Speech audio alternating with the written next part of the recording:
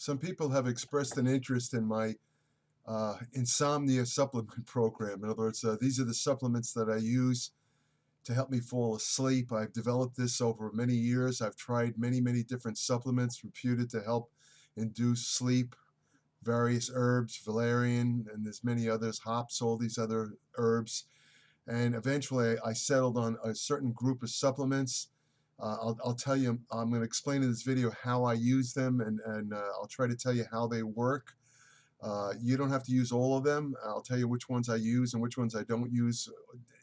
You know, I alternate. I don't use all of them at once. I'll explain that. This particular supplement program is really good for somebody who has really bad insomnia, who has a lot of trouble falling asleep. And over the years, unfortunately, my schedule has changed where I tend to stay up very late. I often usually stay up till 4 or 5 o'clock in the morning. And, you know, a lot of it has to do with certain drugs I have to use to control my asthma. They're basically beta-adrenic drugs that stimulate the brain, and some of them I have to take at night. And I try and keep away from caffeine. You have to keep in mind caffeine lasts for about 6 hours. So if you have any trouble falling asleep, you want to ensure that you don't take anything, including supplements, that contain caffeine for at least 6, 7 hours before you go to sleep, because that alone can give many people insomnia.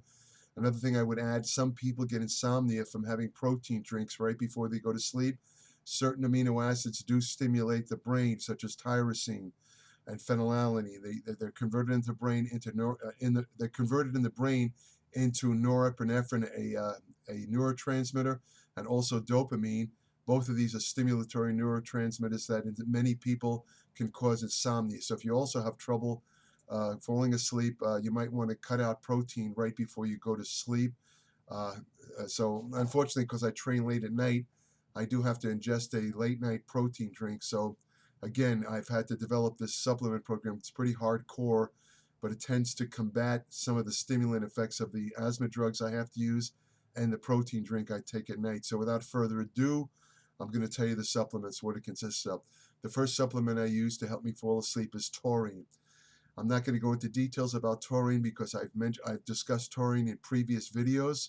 I also have a article coming up in my Applied Metabolics newsletter about taurine, new research about taurine. Taurine is considered what they call an unessential amino acid because it can be made from other amino acids in the body, such as cysteine. However, this is based on old research. The truth is the body never really makes enough taurine for optimal health. Taurine is very important for electrical nerve, I should say nerve conduction and the electrical activity of your heart, and also for the balance of minerals in the body. It does many things.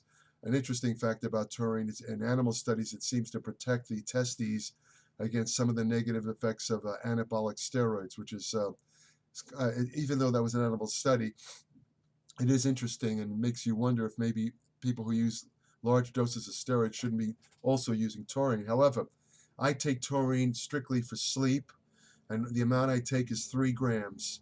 The studies show that taurine is safe in amounts up to 4 to 5 grams, and I'm not really sure if there is a physiological limit of taurine as far as in one dose, but I take 3 grams of taurine. And why do I take taurine at night?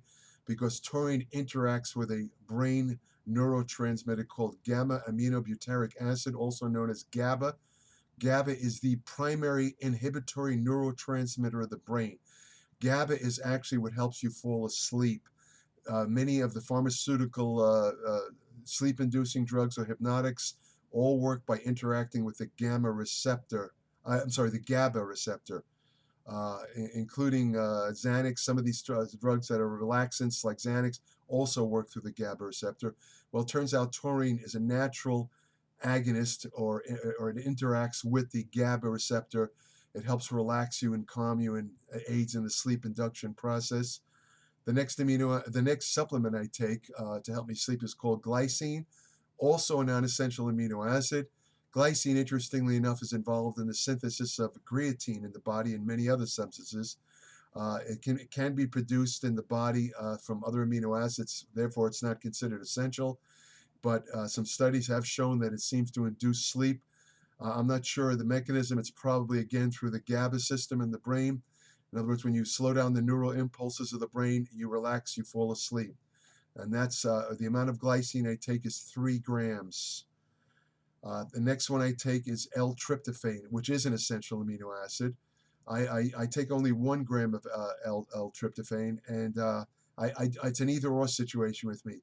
I alternate. One night I'll take the glycine 3 grams. The next night I'll take the tryptophan 1 gram, but I don't take them both. It's one or the other.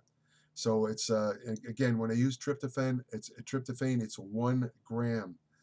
The next supplement I use, and I do use this every night, is called Magteen, which stands for magnesium threonate. It's a form of magnesium that was basically developed by researchers at the Massachusetts Institute of Technology.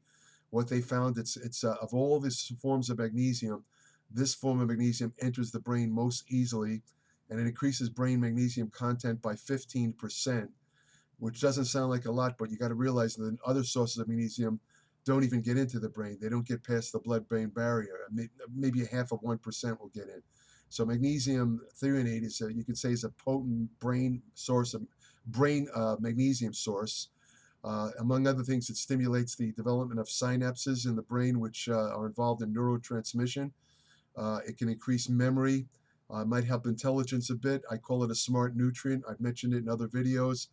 In this particular instance, though, because magnesium has a relaxing effect, and because this stuff is so easily absorbed into the brain, I do take the equivalent of 144 milligrams of magnesium, elemental magnesium as magnesium threonate, which would be 3 capsules. That's the standard dosage.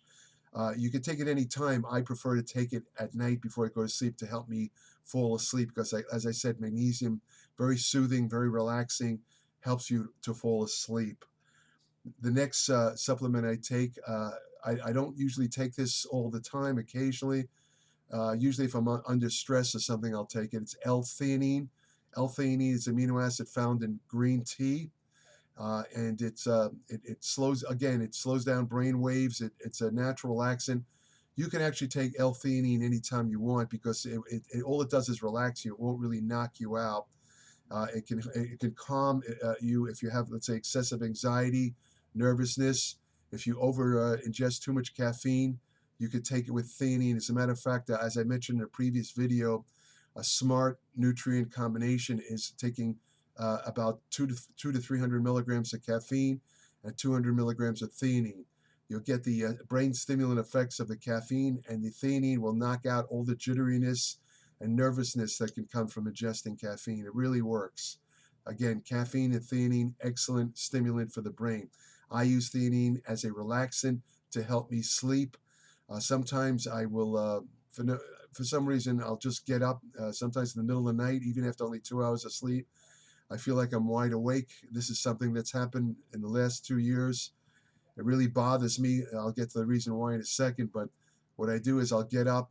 When this happens, I feel wide awake, as if I take it feels like I've had 3 or 4 cups of coffee. It's very weird, and this is after only 2 hours of sleep.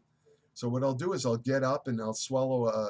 I'll take 100 milligrams of magnesium glycinate, and I'll also take 200 milligrams of theanine. And this is when I use theanine the most.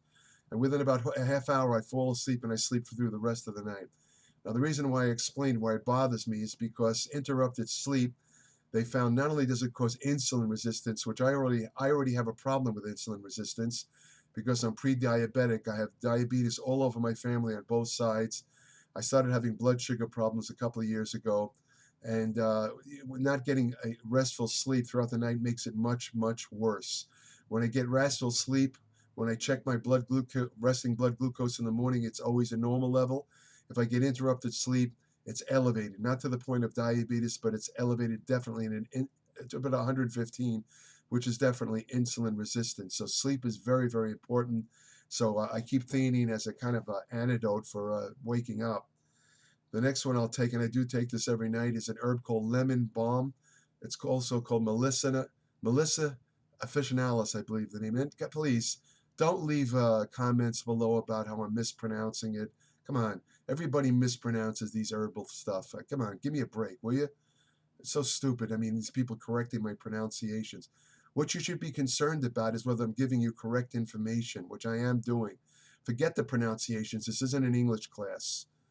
Besides, by the grammar some of you guys leave when you leave comments, I could be commenting on that, but I don't. So anyway, sorry about that. That's a little bit of a, what does I call that, a rave or something like that? Anyway, excuse me for that. Anyway, lemon balm, I take the equivalent of a capsule, 500 milligrams.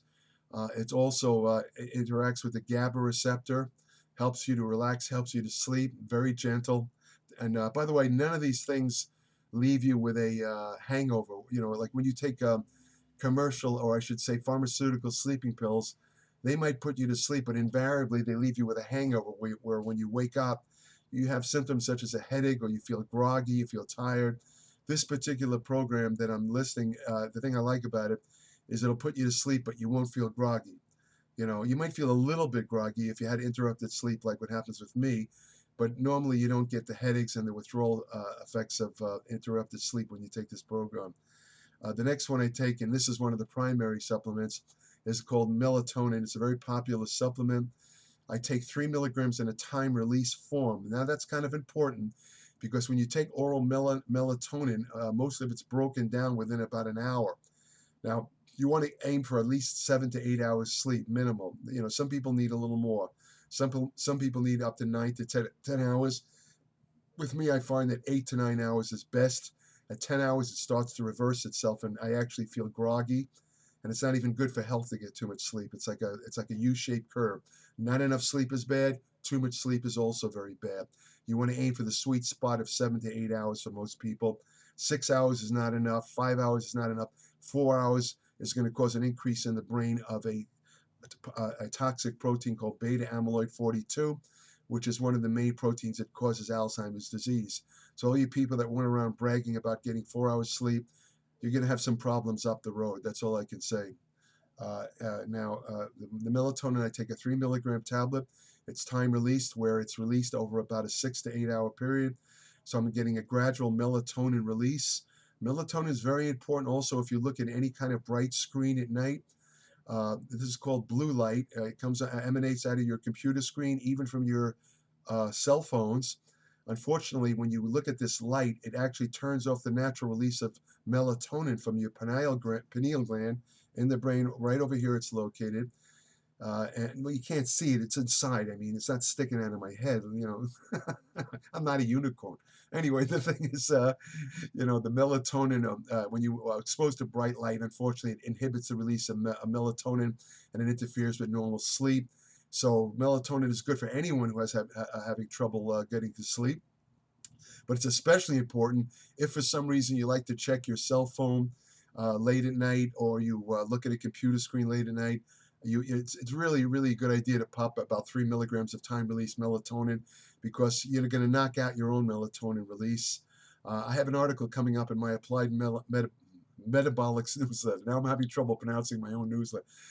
In my Applied Metabolics newsletter, I have an article coming up about some really interesting new research about melatonin, including some exercise-involved research that nobody else has discussed. Also, the way melatonin affects the heart and aging. This is really interesting stuff. So it's 3 milligrams time release melatonin. Take that every night. And the last supplement I take, I know this seems like a lot, but I have a lot of trouble falling asleep, and this is like a really hardcore program for people with bad insomnia. It's not really, for most people, if they take just melatonin alone, it'll be fine. But if you really have insomnia, this program will work.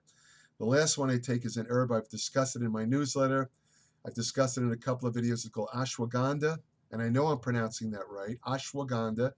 It's a Ayurvedic herb. In other words, it's developed from Indian medicine, not Native American Indian, but India, the country.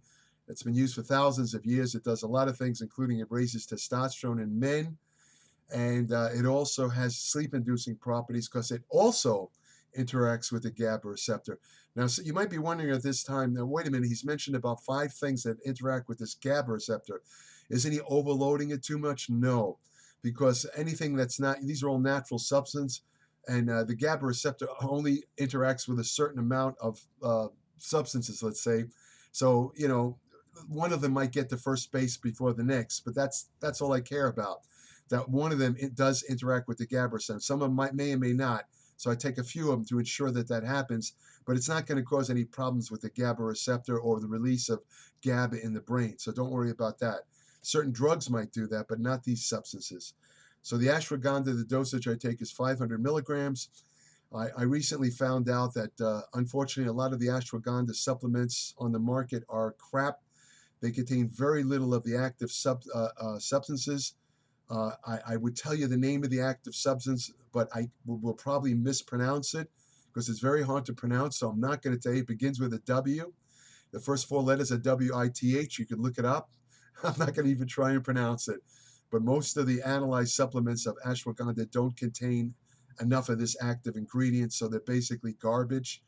There's one that was the one that came out number one in a recent analysis, and I'm not trying to sell you this stuff. It's called Nature's Way. Standardized ashwagandha. It's standardized for 4% WITH, and this one really does have the proper amount of active ingredients of ashwagandha. And I recently switched to this particular brand. I was using. There goes my phone. I was using a. Damn it! Hold on a second. Hold on. Wait. On my phone, I forgot to unplug it. I was using a Jarrow brand, which is normally a very good brand, but unfortunately, I found out that particular form of ashwagandha they use has almost no active ingredient at all, which really surprised me.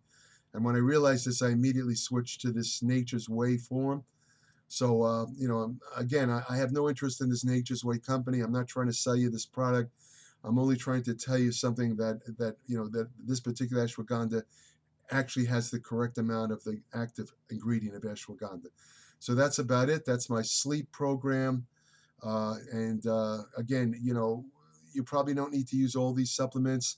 My suggestion is to try one or two of them. Maybe start out with melatonin, taurine, or melatonin, glycine, or glycine and taurine. See how it works for you. See if that works alone. If it doesn't help you fall asleep, you can gradually start adding the others. And if you do have really heavy insomnia like I have, you probably would have to take almost all of them, which is what I do every night. I don't have any side effects. And as I said, these particular substances are all natural. Besides helping you fall asleep, they also impart a lot of health benefits, so they're very good for you. They can't hurt you. If you want the best and most in-depth information on nutrition, exercise science, supplements, fat loss techniques that work, hormonal therapy, ergogenic aids, women's health, anti-aging research, subscribe today to my Applied Metabolics newsletter, www.appliedmetabolics.com. Every issue is between 40 and 50 pages of solid, in-depth, evidence-based information. There's no ads. I don't try and sell you anything other than information in my newsletter. I'm not influenced by anybody or any company. I'm not involved with any supplement company, so you don't have to worry about it. I'm one of the only sources of truth, 100% unbiased truth that you will find on the entire internet, because most of these sites and these blogs, they all have ulterior motives. They're all connected with one company or another. They're never going to give you the truth. They're never going to give you the full story. I will. And I have 57 years of experience to back it up, which can't be matched by anybody else. And if you subscribe to my Applied Metabolics newsletter, I'll immediately send you an invitation to join my private Facebook page for Applied Metabolics, where every day I add new information regarding medicine, nutrition, exercise research. I also respond to questions submitted to me by subscribers. Also, I have an email portal on my Applied Metabolics site strictly for subscribers, where they're welcome to ask me short questions. I will respond only to subscribers. So, here we go again. If you want to have the best friend you'll ever have, where's Bruno? He said it's like really hot here today in LA. It's like 90 degrees. So Bruno's trying to hide in a cool place. You can't blame the guy, But anyway, if you want to have the best friend you'll ever have, go to your local shelter, adopt a dog. I mean, they're so just great, wonderful animals. They're literally genetically bred to be man's best friend. You can't get better than that. Take care.